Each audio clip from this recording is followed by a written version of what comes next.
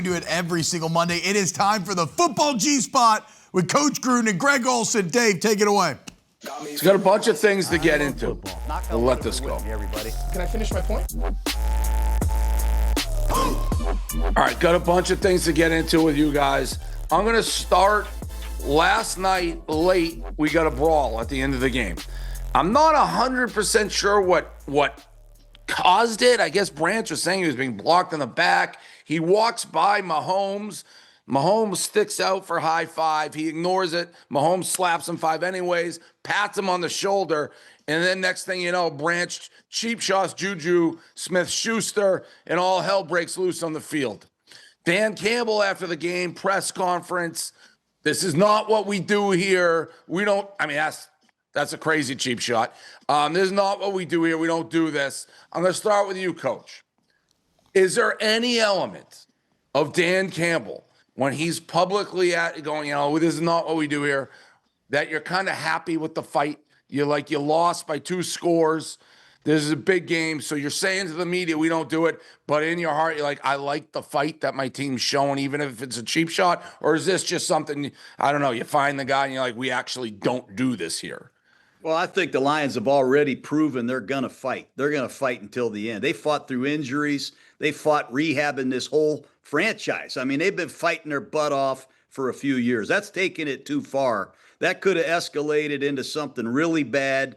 I didn't like seeing Branch take that shot. He's too good of a guy, too good of a player. Clearly, I just think the emotions got the best of him. I thought Dan Campbell did a great job putting the hammer down, making sure it doesn't happen again.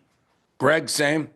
Yeah, I agree with Coach. I think Campbell's one of my favorite guys in the league, one of the coolest guys to talk to, one of the most forthright and honest. His production calls, every time you're around him, you're just like, man, I would love to play for this dude. I thought he handled it great. I think Branch, like Coach said, he's a hell of a player. He's been a big part of that turnaround. You just can't do that. He did get blocked in the back. Juju did hit him in the back a play or two earlier. There's penalties for that, right? There's flags. There's ways to monitor that. All of a sudden in the handshake line, granted an open fist, but albeit a punch, you just can't do that at any level, let alone the NFL. I thought Dan was right to just come out and completely just say, we have no tolerance. They're tough. They're going to battle. They're going to fight. They didn't play particularly well last night, so there's obviously some frustrations boiling over. But, I don't think publicly or behind the scenes that's something that Dan Campbell wants his team to be a part of. Another coaching question. Going to the college ranks. Kirby Smart clearly calls timeout on the sideline. Clearly running down, timeout, 1 second left on the play call. Then he starts saying, I believe he's saying the other team is clapping. Auburn's maybe signaling the signs. Somehow they don't charge him with a timeout. They don't get a penalty. They don't get anything. I've seen, obviously, any time you get into the SEC, some people are saying he should be an electric chair. Some people are saying he should be fined. Is this... Hey, if you ain't cheating, you ain't trying. Like, what is going on here?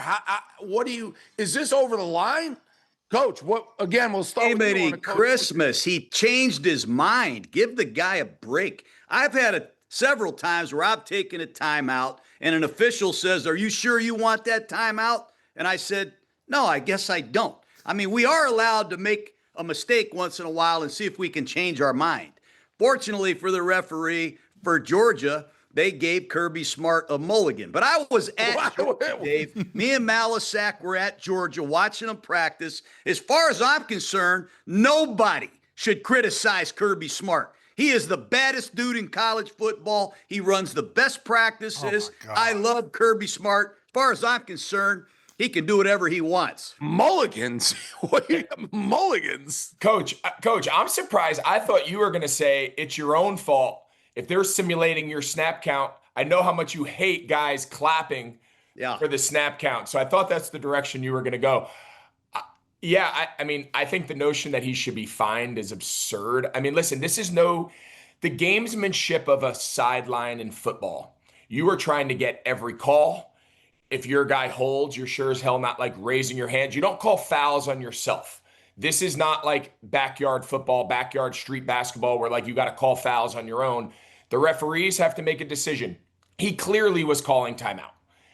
There's no question he was calling timeout. He had an unbelievable story in his back pocket that he used in his press conference to then change his mind when they were going to get the play snapped in time and they weren't going to take a delay that he was using about the clapping. I don't fault coaches for trying to find it's not illegal. He's making a case. He's pleading his case.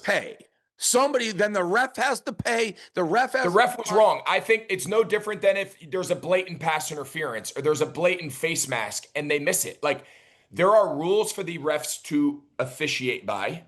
They don't always get it right.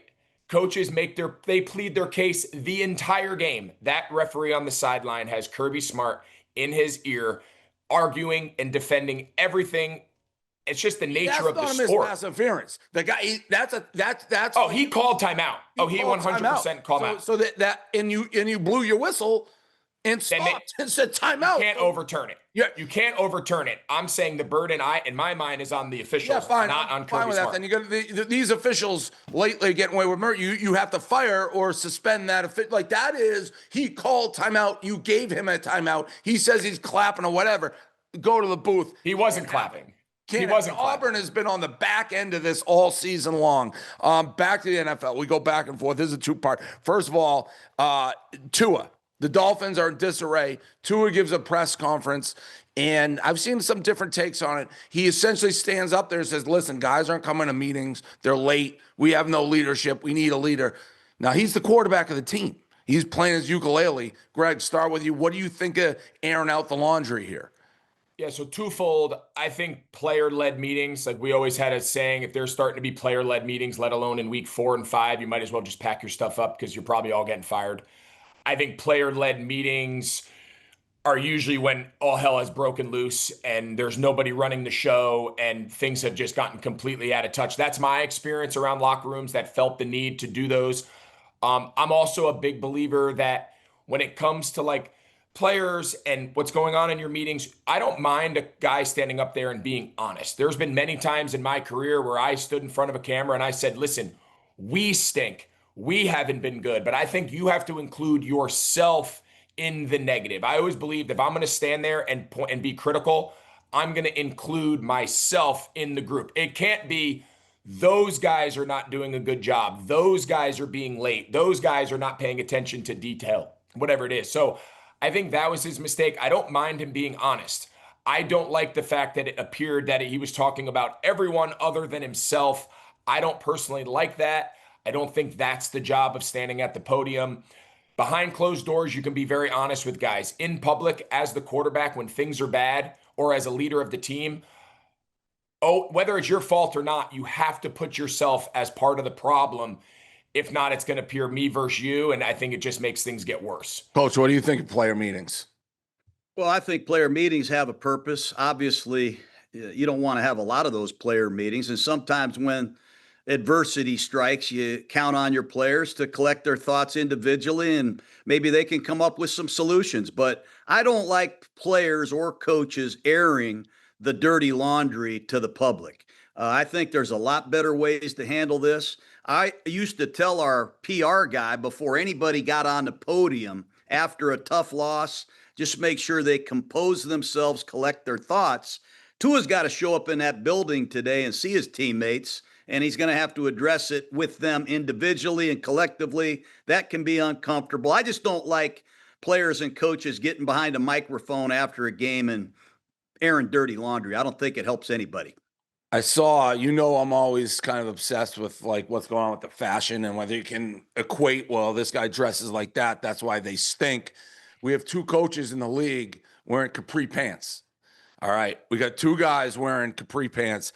The Jets coach, and here we go, and McDaniel. As an NFL football coach, if you see this guy's pants, I don't think you can win with these pants. And the 2 guys wearing these capri pants, they got like 1 win behind them. I know we got a little tiff, Greg, but Coach, I mean, this is the NFL. You can't. Hey, I see Sean McVay. Sean McVay wears those pants. They had a Does he?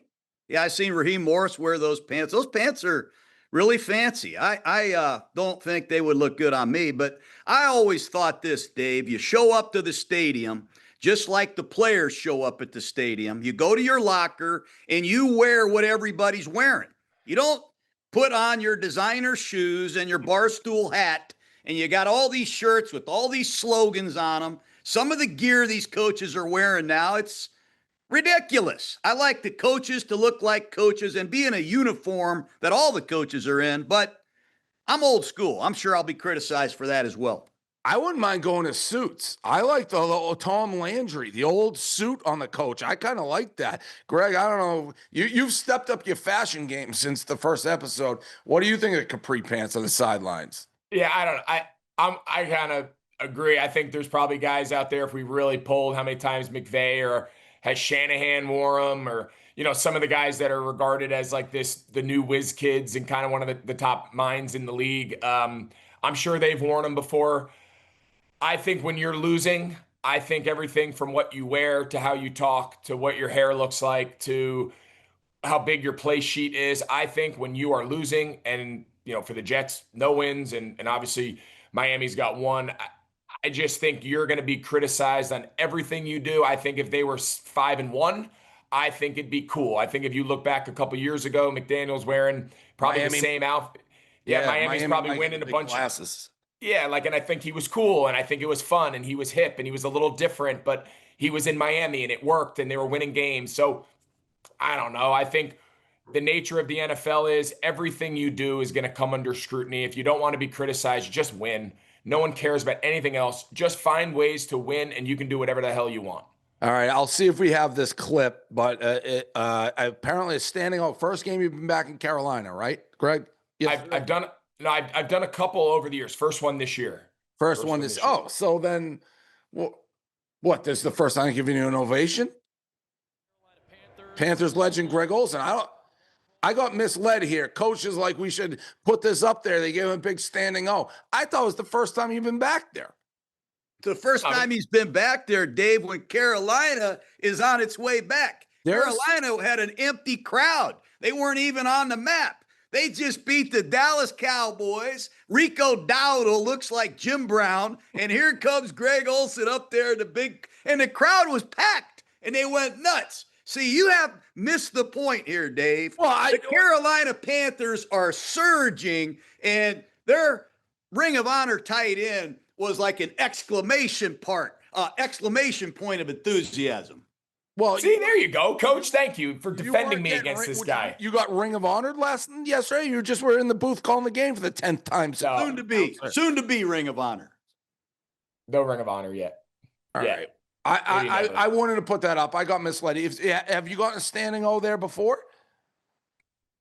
I'm going with Coach's story. That felt right. So every time he goes there. And they are a sneaky team. Last one. MVP of the league at this point, I have Drake May. Who do you guys have? Shocker. Well, I mean, have you seen the way this guy is playing? Oh, no. You heard, I told you last week on this show how good I thought he was. So that's a legitimate answer. I think Baker Mayfield right now. Legitimate answer. I'll tell you what. And you can't, it's hard because he's being punished for how horrible his defense is.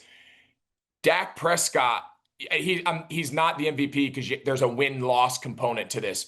Dak Prescott is playing incredible football, and his defense, they're the only offense in the league scoring 30 and only defense giving up 30. They're combined. But I'd say Baker, some of those plays he made yesterday was insane. That's Dak ball. Dak ball plays better when the pressure's not on the line. That's Dak ball. Like if before we can give Dak ball an MVP, he's got to put those numbers up on game-winning drives and what matters. That's Dak ball. I have Drake May. Coach, who do you got? So I already know your answer. I'm going with Baker Mayfield, Dave. Yeah, same. He's a combination to me of Brett Favre and Rocky Balboa, man, the way he's playing. I mean, that scramble he had yesterday on 3rd and 14, you don't see quarterbacks with that kind of playing style. This guy has really done an unbelievable job with all the injuries. Bucky Irving, Mike Evans, Chris Godwin, Igbuka's out of the game. Wirfs and Gedeke has 2 tackles. This guy is an assassin, man. And to me, he is really, really deserving of the MVP if we gave it out today. And you know what I'll say about the scramble we're watching right here, and I think you alluded to it? He's one of those guys. you can watch that play 100 times and you still don't understand how he got there. It's not like he's got blazing speed. Doesn't seem like he has this unbelievable like elusiveness, but yet no one can get him. But there's not like Michael Vick. All right, well, he's just faster and more. It's pretty clear how he gets there. Baker just gets it done, and you're like, how did he do that? Like if that play happened 100 times, I think he only gets there once. But he probably does get there a lot. You just can't figure it out. It's bizarre to watch, if that makes any sense. I went to the mall the other day and I bumped into Teddy Bridgewater, the backup quarterback of the Buccaneers. And it was great to see Teddy. You guys are just walking. We were just walking around shopping for shirts, and there's Teddy Bridgewater. I said, hey, man, what is the deal with Mayfield? What makes him so special? And all he did was point to his heart. He goes, this guy's got this, man. Unbelievable work ethic, just a great competitiveness that's hard to find. Yeah. Browns would love a quarterback like that. And what's amazing about him is he can make those like gritty, tough plays, obviously the scramble, and then a play or two later, throw an unbelievable pocket pass on a deep post and hit it for a touchdown. Like he can make quarterback plays and he can make like the tough. There's a lot of guys who can make like tough, gritty. Oh, he's a fun novelty story. He can do both. It's pretty remarkable the job he's done down there. All right. Well, I appreciate it. So on the record, we have you two, Baker, me, Drake. We'll see how it plays out because I don't know if you're watching every snap that Drake made, but my God, I'm it's Victory Mondays again in the Portnoy household. Thank you guys for coming on, and we'll see you next week. I appreciate it. See you guys.